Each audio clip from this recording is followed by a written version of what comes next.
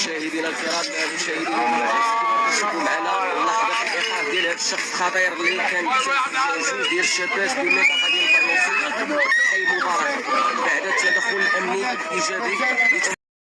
السلام عليكم.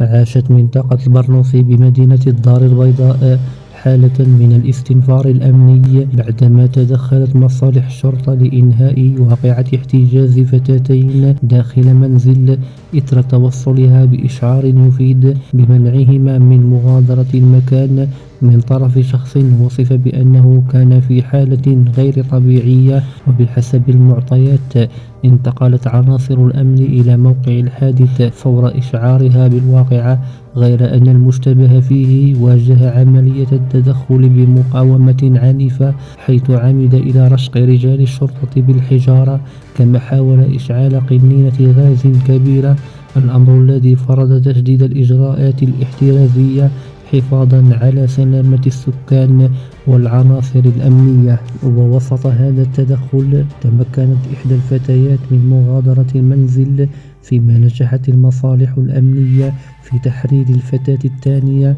بعد السيطرة على الوضع قبل نقلها إلى مقر الشرطة للاستماع إليها ضمن مجريات البحث.